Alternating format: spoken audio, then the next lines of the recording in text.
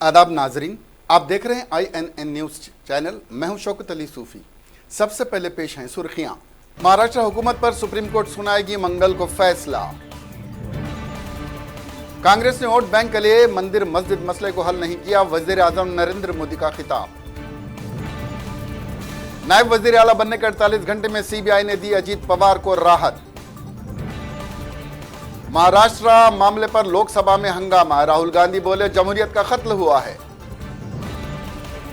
हमारी पार्टी फिरका परस्ती को खत्म करना चाहती है, अराकीन की खरीद और फरोख्त करती है बीजेपी, अबू आसिम आजमी का बयान। तालीम हासिल करना हर इंसान का बुनियादी हक है, अमीरों की खैरात नहीं, कन्हैया कुमार ने कहा। अब खबरें तफसील से। आरटीसी की जॉइंट एक्शन कमेटी ने 5 अक्टूबर से जारी अपनी हड़ताल को आज से खत्म करने का ऐलान किया। जॉइंट एक्शन कमेटी के अरकान ने अपने एक प्रेस नोट के जरिए तमाम मुलाजिमीन से ख्वाहिश की है कि हाई कोर्ट की हिदायत को रूबमल लाते हुए फौरी असर के साथ रुजू बकार हो जाएं और मुतल्लिका डिपोज पर जाकर रिपोर्ट करें। प्रेस नोट पर दस्तखत करने वालों में convener RTC joint action committee Ashwath Ramareddy, को कन्वीनर्स के राजी रेड्डी, जी लिंगारेड्डी और ओ सुधा शामिल हैं। महाराष्ट्र में सियासी उथल पुथल जारी है और सुप्रीम कोर्ट में पीर के रोज इंतहाई अहम समाअत हुई। सभी फरीकीन की समाअत और दलीलों के सुनने के दौरान सुप्रीम कोर्ट ने सब्र के साथ सभी की बात सुनी और तय किया कि अब मंगल की सुबह 10:30 बजे इस मामले में फैसला सुनाया जाएगा। जस्टिस NV रमना ने कहा कि मैं कल सुबह 10:30 बजे इस पर हुक्म जारी करूंगा। पीर को हुई समाअत में सॉलिसिटर जनरल ने गवर्नर को मिले खतूत को पेश किया। इसके साथ ही दोनों फरीकीन के वकीलों ने अपनी अपनी बात रखी। कपिल सिब्बल, अभिषेक मनु संघवी ने शिवसेना NCP की पैरवी की, जबकि अजीत पवार की तरफ से एडवोकेट मनेंद्र सिंह पेश हुए। वहीं मुकुल रोहतगी ने देवेंद्र फडणवीस की तरफ से दलीलें रखी। जस्टिस NV रमना की सदारत वाली बेंच में जस्टिस अशोक भूषण और जस्टिस संजीव खन्ना भी शामिल हैं। समाअत के दौरान सॉलिसिटर जनरल तुषार मेहता ने कहा कि गवर्नर का फैसला दिखाने से पहले वो केस के मंजरनामे के बारे में बताना चाहेंगे। उन्होंने अदालत में गवर्नर की तरफ से देवेंद्र फडणवीस को हुकूमत बनाने के लिए दी गई दावत की कॉपी अदालत में रखी। इसके साथ ही उन्होंने 22 नवंबर को अजीत पवार के जरिए गवर्नर को भेजे गए हिमायती खत को भी पेश किया।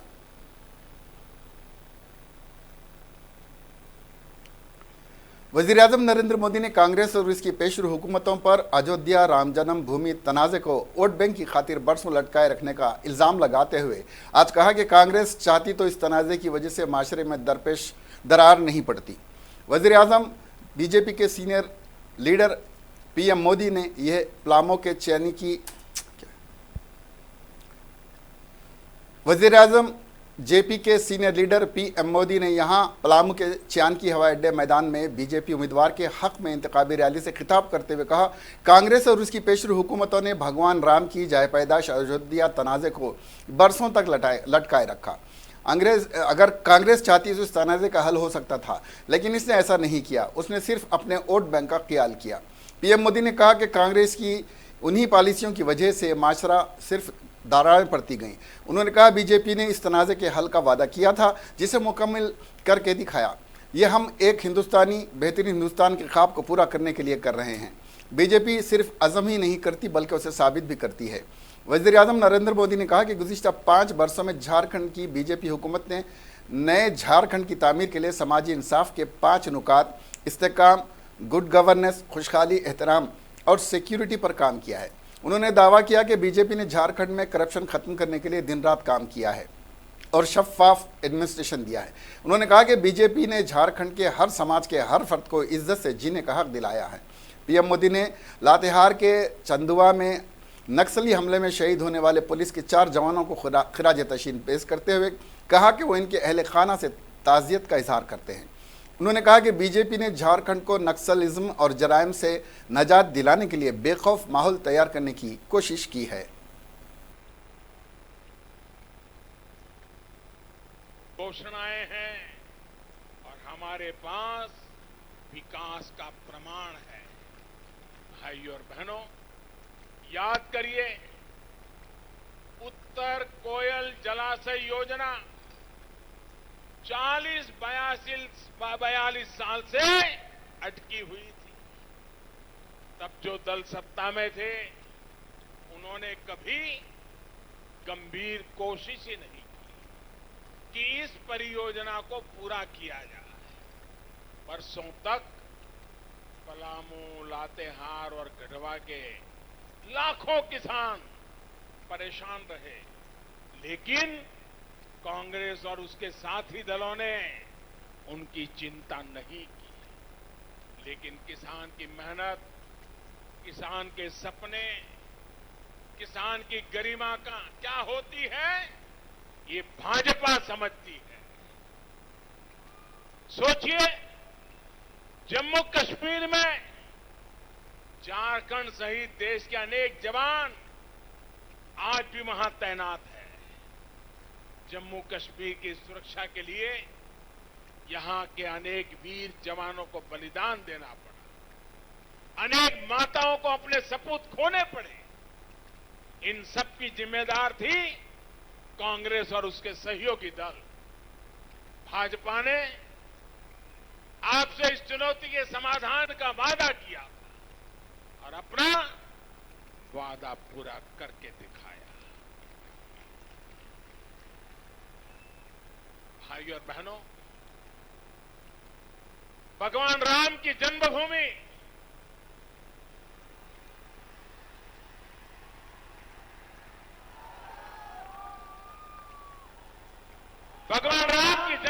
अयोध्या का विवाद भी इन लोगों ने दशकों से लटकाया हुआ था। कांग्रेस अगर चाहती तो उसका समाधान निकाल सकती थी, लेकिन कांग्रेस ने ऐसा नहीं किया। कांग्रेस ने अपने वोट बैंक की ही परवाह की। कांग्रेस की सोच से देश समाज का नुकसान, समाज में दरारें बनी, दीवारें बनी। साथियों, भाजपा ने देश से वादा किया था कि इसका भी जल्द से जल्द समाधान निकालेंगे, और ये सब काम हम एक भारत श्रेष्ठ भारत के सपने को पूरा करने के लिए कर रहे हैं। भारत एक हो, भारत श्रेष्ठ हो, जन जन से जुड़ा हुआ हो, इसलिए एकता के मंत्र को लेकर के आगे बढ़ रहे हैं। और आज देखिए, आज राम जन्मभूमि से जुड़ा विवाद हल हो चुका है। महाराष्ट्र के वजीर आला देवेंद्र फडणवीस के साथ नायब वजीर आला ओहदा का हल्फ लेने के तकरीबन 48 घंटे बाद ही एंटी करप्शन ब्यूरो ने एनसीपी लीडर अजीत पवार को बड़ी राहत दे दी है। एसीबी ने 70,000 करोड़ रुपए की सिंचाई घोटाले में अजीत पवार को क्लीन चिट दी है।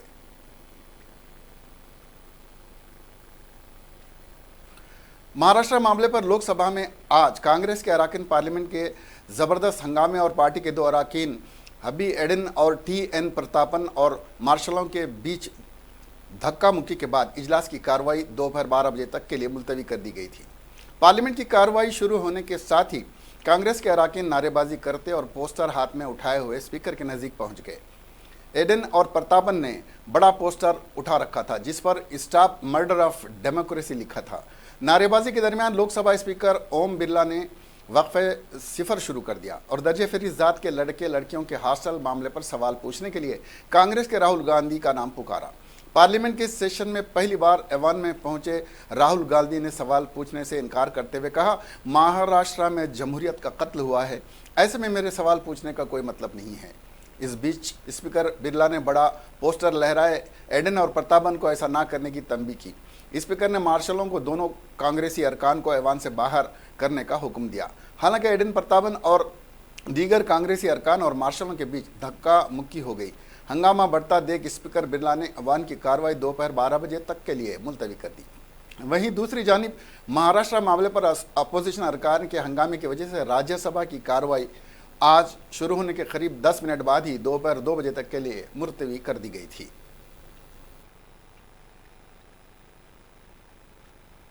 अंतिम बार चेतावनी दे रहा हूं। महोदय, स्पीकर महोदय, मैं आज यहाँ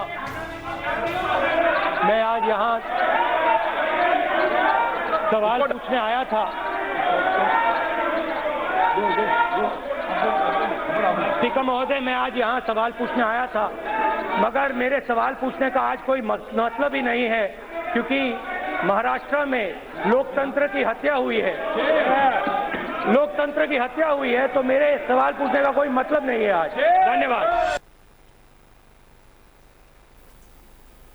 समाजवादी पार्टी का उसूल है कि किसी भी तरह से फिरका परस्ती को ख़त्म किया जाए और बीजेपी को ख़त्म करने वाली जो भी पार्टी हम चाहते हैं वही पार्टी सरकार में आ जाए। इन ख्यालात का इजहार समाजवादी पार्टी के महाराष्ट्र के सदर अबू आसिम आज़मी ने मीडिया से बातचीत करते हुए किया। उन्होंने मजीद कहा कि बीजेपी इस मुल्क में बेबुनियाद मौज़ूआत छेड़ती है, सिर्फ मस्जिद मंदिर और लौ जिहाद वगैरह का नाम लेकर अवाम को गुमराह करती है। शिवसेना एनसीपी इत्तेहाद पर उन्होंने कहा कि अगर एक आदमी ये तय करे कि मैं इन मदों को नहीं छेड़ूंगा जिससे फ़िरका परस्ती को फ़रोग़ मिलता हो, तो हमें शिवसेना पर यकीन करना चाहिए। उन्होंने एक नौ मुस्लिम की मिसाल देते हुए कहा कि हरियाणा में एक आदमी है जिन्होंने बाबरी मस्जिद को तोड़ा था, इसको अल्लाह ने हिदायत दी, मुसलमान हो गया और आज दूसरों को इस्लाम की दावत दे रहा है, तो क्या हम इसको भगा देंगे कि क्यों तू हमारे पास आया है। उन्होंने इस बात पर जोर दिया कि कांग्रेस को बहुत संभाल कर कदम रखना चाहिए, अगर सरकार बनती है तो किसी भी कीमत पर गिरने नहीं देना चाहिए।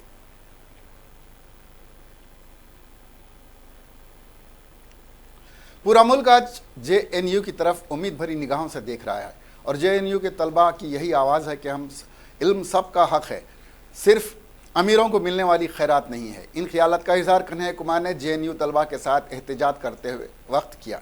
उन्होंने मजीद कहा कि ये फ़ीस जो बढ़ाई गई है इससे सबसे ज़्यादा नुकसान गरीब और पिछड़ी जात के लोगों को हुआ है और किसान के बच्चों को भी हुआ है। उन्होंने कहा कि इसका सबसे ज़्यादा बुरा असर औरतों पर पड़ेगा। उन्होंने खुद अपने घर की मिसाल देते हुए कहा कि उनकी बहन को 10वीं पास करने के बाद आला तालीम के लिए नहीं भेजा गया था, जबकि वो खुद गए और किसी को एतराज़ भी नहीं हुआ। कन्हैया ने मजीद कहा कि अगर किसी की आमदनी सालाना 1.5 लाख है, अगर इसके सामने बेटे और बेटी का ऑप्शन है तो वो लड़की को नहीं बल्कि लड़के को भेजेगा और लड़की आला तालीम के लिए जेएनयू नहीं आ पाएगी और सरकार से सवाल नहीं करेगी। कन्हैयालाल ने कहा कि जब जेयूएन के तलबा अपने हुकूक़ की लड़ाई लड़ते हैं तो उनको टुकड़े टुकड़े गैंग कर दिया जाता है। उन्होंने हुकूमत को चैलेंज करते हुए कहा कि अगर आप में हिम्मत हो तो जेल में डालो, फांसी पर लटका दो, मगर हम इन तलबा के साथ जुल्म को बर्दाश्त नहीं करेंगे।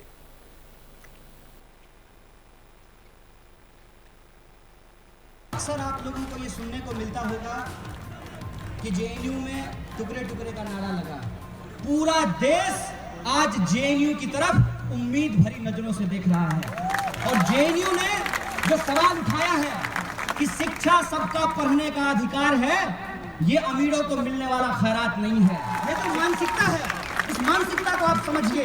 ये जो फीस वृद्धि की गई है, सीधे तौर पे समाज के जो सबसे कमजोर लोग हैं, जो पिछड़े लोग हैं, जो महिलाएं हैं, जो दलित हैं, जो आदिवासी हैं, जो अल्पसंख्यक हैं, जो गरीबों, किसानों और मजदूरों के बच्चे हैं, वो अपनी पढ़ाई नहीं कर पाएंगे। और इसका सबसे पहला असर किसके ऊपर होगा? इसका सबसे पहला असर इस देश की लड़कियों के ऊपर होगा। मैं अपनी फैमिली का उदाहरण देता हूँ। मंच पे खड़ा होकर के ये नहीं बोलूंगा कि मेरा परिवार बड़ा प्रोग्रेसिव है। मेरी बहन जब 10th का एग्जामिनेशन पास की, उसका पढ़ाई बंद कर दिया गया, लेकिन जब मैं 10th पास किया तो मुझे पढ़ने के लिए पटना भेज दिया गया। क्यों हमको सुरखाब के पंख लगे हुए हैं। हम ही दुनिया भर का सबसे मेरिट लेकर के पैदा हुए थे। हमको अवसर मिला क्योंकि हम बेटा थे। हमारी बहन को अवसर इसलिए नहीं मिला क्योंकि वो बेटी थी, उसको हायर एजुकेशन में नहीं भेजा गया। अगर ये फीस वृद्धि की गई और 1.5 लाख सालाना आमदनी वाला यदि परिवार है, अगर उसको एक लड़का का और एक लड़की को पढ़ाने का ऑप्शन होगा तो वो लड़की को नहीं पढ़ाएगा, और जब लड़की नहीं पढ़ेगी तो वो जेएनयू का प्रेसिडेंट भी नहीं बनेगी, सरकार से सवाल भी नहीं पूछेगी। जम्मू कश्मीर से दफ़े 370 की मनसूखी के ताल्लुक से आज सुप्रीम कोर्ट में समाअत हुई। दरअसल वादी के हालात पर मुख्तलिफ अर्ज़गुज़ारों ने दरख्वास्त दाखिल कर रखी है। दफ़े 370 की मनसूखी के बाद कश्मीर में पाबंदियों से मुताल्लिक़ 21 नवंबर को सुप्रीम कोर्ट में समाअत हुई थी। अर्ज़गुज़ार के वकील मीनाक्षी अरोड़ा ने अदालत को बताया कि जम्मू कश्मीर के हालात अब भी ख़राब हैं, पब्लिक ट्रांसपोर्ट पूरी तरह बहाल नहीं हुआ है और मोबाइल सर्विसेज को भी मुकम्मल तौर पर बहाल नहीं किया गया है। इस मौके पर अदालत ने जम्मू कश्मीर इंतज़ामिया को हर सवाल का जवाब देने की हिदायत दी है। वहीं सॉलिसिटर जनरल तुषार मेहता ने कहा कि जम्मू कश्मीर के हालात में लगातार सुधार हो रहा है, जबकि सॉलिसिटर जनरल ने 1990 के तशद्दुद का हवाला देते हुए कहा था कि दफ़े 370 पर हतमी फैसला करना ज़रूरी था। याद रहे कि गुज़िश्ता तुषार मेहता ने कहा था कि जम्मू कश्मीर को खुसूसी रियासत का दर्जा ख़त्म करने के बाद वहाँ ऐसे अवामी बुनियादी कानून मौसर हो गए जो वहाँ 106 खुसूसी रियासत के दर्जे के तहत लागू नहीं थे। उन्होंने कहा कि जम्मू कश्मीर में अस्पतालों और अवामी मकामात के तमाम वीडियो को दिखाया जा सकता है, जिससे ज़ाहिर होता है कि वहाँ हालात मामूल पर हैं। सॉलिसिटर जनरल ने कहा कि लोगों की हिफाजत को यकीनी बनाना हुकूमत की सबसे बड़ी तरजीह है। उन्होंने कहा कि मुल्क न सिर्फ सरहद पार दहशत गर्दी का शिकार है, बल्कि इस दहशत गर्दी को वादी के कुछ मकामी अलहदगी पसंद लोगों की तरफ से शह भी मिलती रहती है। लोकसभा में कांग्रेस के लीडर अधीर रंजन चौधरी ने आज इल्ज़ाम लगाया कि महाराष्ट्र मामले पर ऐवान में हंगामे के दौरान मार्शलों ने पार्टी की 2 खवातीन अरकान पार्लियामेंट के साथ धक्का मुक्की की। चौधरी ने पार्लियामेंट हाउस के अहाते में सहाफ़ियों से बातचीत में कहा कि वो इंतजार कर रहे हैं कि लोकसभा स्पीकर ओम बिरला जिम्मेदार मार्शलों के खिलाफ क्या कार्रवाई करते हैं। वहीं मरकजी वजीर रविशंकर प्रसाद ने कहा कि कांग्रेस मेंबरान पार्लियामेंट ने मार्शलों के साथ जो कहा वो बदकिस्मती की बात है।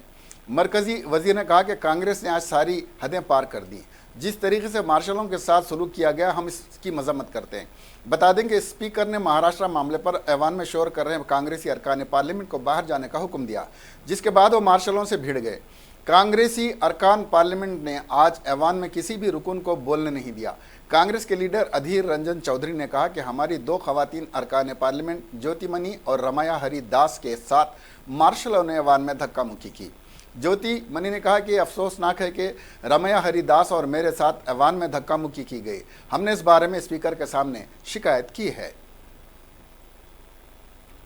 कांग्रेस की जनरल सेक्रेटरी प्रियंका गांधी वड्डरा ने भारतीय जनता पार्टी को निशाना बनाते हुए कहा है कि वो महाराष्ट्र में कर्नाटक के खेल को भी दोहरा रही है और आईनी इदारों को अगवा करके आइन की खिलाफ वर्जी कर रही है। मोहतरमा वड्डरा ने आज कहा कि टीवी दिखा रहा है कि बीजेपी महाराष्ट्र में इदारों और आइन को पामाल करते हुए कर्नाटक खेल को दोबारा दोहराने की कोशिश कर रही है। उन्होंने कहा कि महाराष्ट्र में हज़ारों किसान खुदकुशी कर रहे हैं, लेकिन हम बीजेपी को उनकी फिक्र नहीं है। बता दें कि महाराष्ट्र सियासत में शनिचर के रोज़ सबसे बड़ा उलटफेर देखने को मिला, जहां शिवसेना और एनसीपी के इत्तेहाद की खबरें थीं। इसी दरमियान राकामापा ने भाजपा के साथ इत्तेहाद कर शनिचर के रोज़ महाराष्ट्र राजभवन में गवर्नर देवेंद्र फडणवीस को वजीर आला के ओहदे का हद दिला दिया, जबकि एनसीपी के अजीत पवार नायब वजीर आला बने।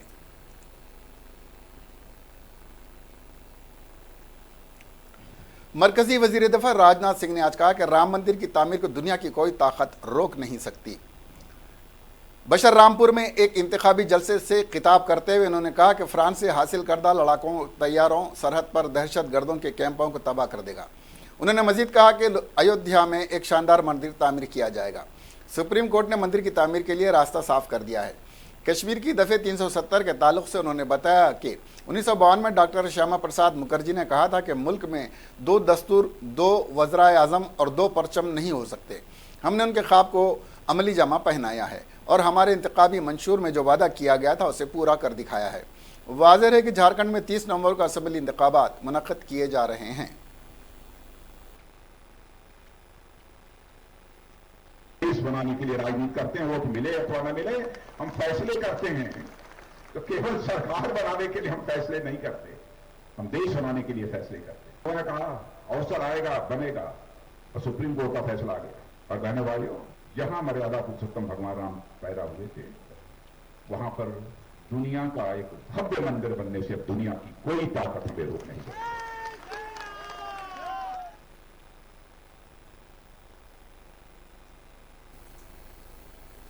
लखनऊ की अरबी फ़ारसी उर्दू यूनिवर्सिटी ख्वाजा मोइनुद्दीन चिश्ती यूनिवर्सिटी के चौथे कॉन्वोकेशन में यूपी की गवर्नर आनंदीबेन पटेल ने यूनिवर्सिटी के आला हकाम और आला तालीम के वजीर को तजवीज़ पेश की है कि वो यूनिवर्सिटी के नाम से उर्दू, अरबी और फ़ारसी को हदफ कर दें। उन्होंने इस्तेदलाल दिया कि ज़बान के नाम पर 3 ज़बानें उर्दू, अरबी और फ़ारसी के तस्करे से लोगों को तासुर मिलता है कि वो सिर्फ इन 3 मज़ामीन की तालीम देती है। हकीकत यह है कि यूनिवर्सिटी में आर्ट, साइंस और तकनीकी कोर्सेज भी पढ़ाए जाते हैं। उन्होंने यूनिवर्सिटी का नाम ख्वाजा मोइनुद्दीन चिश्ती यूनिवर्सिटी रखने का मशवरा दिया है।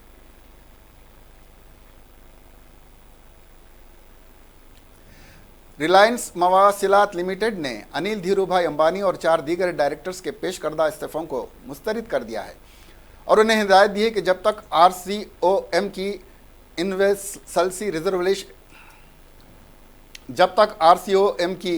इन्वेस्टलेस रिजर्वेशन का अमल मुकम्मल नहीं होता है, अपने ओहदे पर फायज रहें।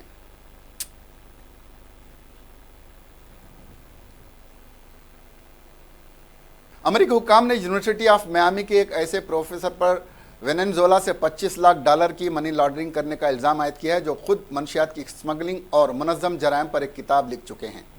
इस्तिखाज़ा का दावा है कि प्रोफेसर ब्रूस बेगले ने एक बड़ी रकम स्विट्ज़रलैंड और मुत्तहदा अरब इमारात के बैंक अकाउंट से वसूल की और इस रकम का $2.5 लाख का हिस्सा अपने पास रखा।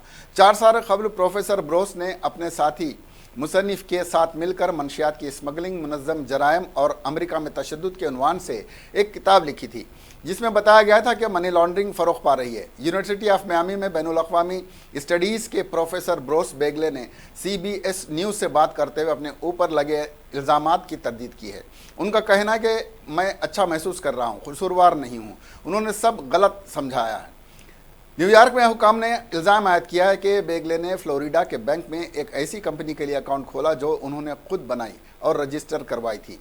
इस कंपनी में उन्होंने अपने आप को और अपने अहलिया को डायरेक्टर और अफसर जाहिर किया था।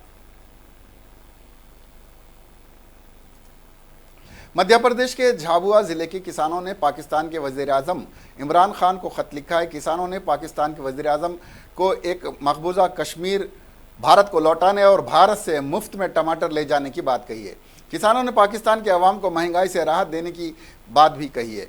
इस सिलसिले में वज़ीर-ए-आज़म नरेंद्र मोदी को भी किसानों ने ट्वीट किया है। भारतीय किसान यूनियन की झाबुआ ज़िले यूनिट ने ट्वीट पर इमरान खान को यह भी कहा है कि गुज़िश्ता 2 दिनों में मीडिया रिपोर्ट के मुताबिक पाकिस्तान में इतनी ज़्यादा महंगाई है कि लोग टमाटर भी नहीं खरीद पा रहे हैं।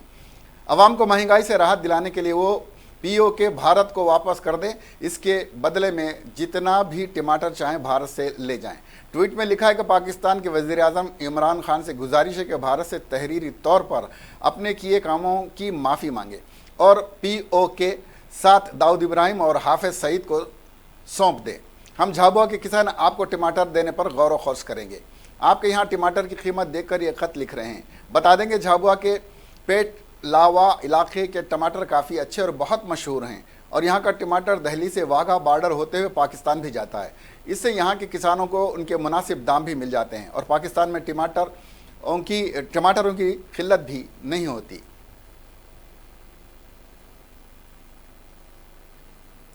अस्मत दरी को माशरे के लिए नाकाबिल बर्दाश्त अमाल करार देते हुए उसे आलमी सतह पर गैर कानूनी करार देने का मुतालबा करते हुए अक़वाम मुत्तहिदा ने कहा कि ज़्यादातर अस्मत दरी मुल्ज़िमान के ख़िलाफ़ मुक़दमा दर्ज नहीं होता या उन्हें सज़ा नहीं होती है। अक़वाम मुत्तहिदा के इदारे बराए ख़वातीन की एग्जीक्यूटिव डायरेक्टर फेमज़िले मलाम्बो ने ख़वातीन पर तशद्दुद के खात्मे के लिए मनाए जाने वाले आलमी दिन के मौके पर कहा कि दुनिया के इस वक्त निफ़ से ज़्यादा ममालिक में अज़दवाजी, अस्मत दरी या मर्ज़ी के उसूलों के मुखालिफ होने वाले रेप को मुजरिमाना अमल करार देने के क़वानीन मौजूद नहीं हैं। उनका कहना था कि रेप करने वाले के एहतसाब के लिए कानून नाफिज करने वाले इदारों के हुक्काम को इस तरह के वाक़यात की तहक़ीक़ात करने की सलाहियत को मज़ीद बेहतर बनाने की ज़रूरत है।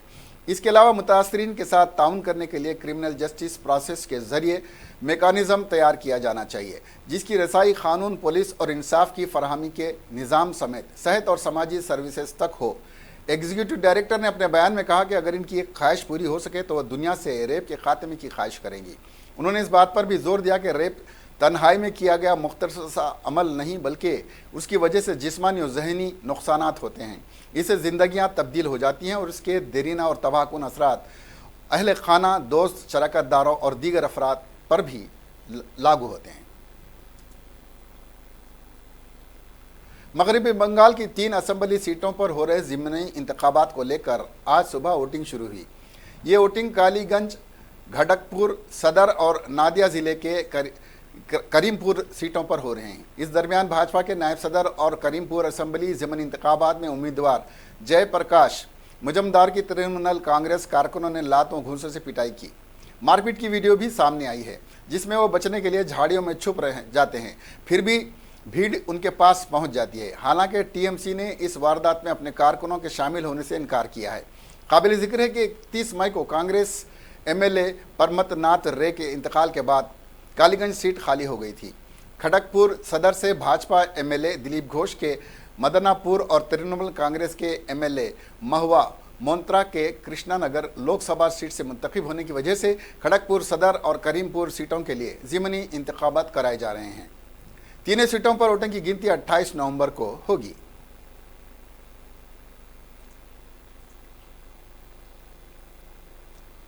दिल्ली पुलिस के स्पेशल सेल ने दारुल हुकूमत में बड़े दहशतगर्दाना हमले की साजिश नाकाम कर दी है।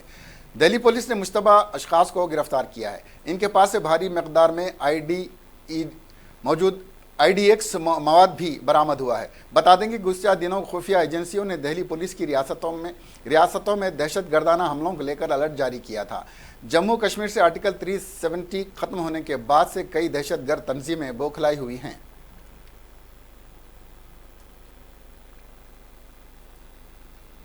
मध्य प्रदेश के विदिशा जिले में अजीबुल खलकत बच्चा पैदा हुआ है, जिसके 2 सर हैं और 3 बाजू हैं। जिले विदिशा के गंज बासोड़ा की रहने वाली बबीता की 1.5 साल कबल शादी हुई थी।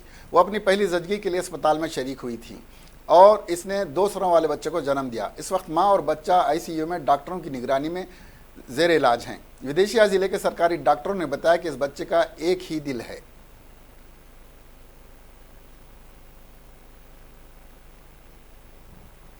तेलंगाना हाईकोर्ट में आज एक दरखास्त दाखिल करते हुए कहा गया है कि RTC में नातजुर्बेकार ड्राइवर्स की मदद से बसें चलाई जा रही हैं।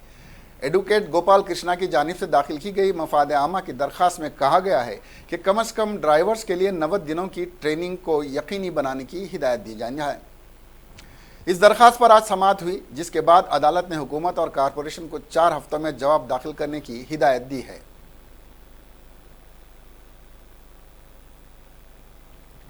हैदराबाद की साइबराबाद पुलिस ने हेलमेट की क्वालिटी की जांच करने के लिए अभी तक पुलिस की जानिब से हेलमेट ना पहनने पर जुर्माना आयद किया जाता था। अब पुलिस हेलमेट की क्वालिटी की जांच करी। अब ताज़ा तौर पर पुलिस ने हेलमेट का म्यार जांचने का फैसला किया है। कमिश्नर पुलिस साइबराबाद सजनार ने ऐलान किया है कि साइबराबाद कमिश्नरेट के हुदूद में पुलिस की जानिब से गाड़ी सवारों की जानिब से इस्तेमाल की जाने वाली हेलमेट्स का म्यार जाँचने के लिए 10 दिन खुसूसी मुहिम चलाई जाएगी। नाकिस हेलमेट की तैयारी और फरोख्त करने वालों के खिलाफ कार्रवाई की जाएगी। रियासत आंध्र प्रदेश में पुलिस ने जुआ खेलने वाली 8 खवातीन को गिरफ्तार कर लिया है। जिले गुंटूर के ताड़ेपल्ली गोडम के पट्टाबी सीतारामया कॉलोनी के एक मकान में 22 खवातीन जुआ खेल रही थी कि बावसूख जराए से पुलिस को इत्तला हो गई। पुलिस ने छापा मारकर 8 खवातीन को हिरासत में ले लिया। इनके पास से 1,36,000 रुपये नकद रकम के अलावा 8 मोबाइल फ़ोन और प्लेइंग कार्ड्स जब्त कर लिए गए। इसी केस में गिरफ्तार खवातीन में से 2 को पहले भी गिरफ्तार किया जा चुका है।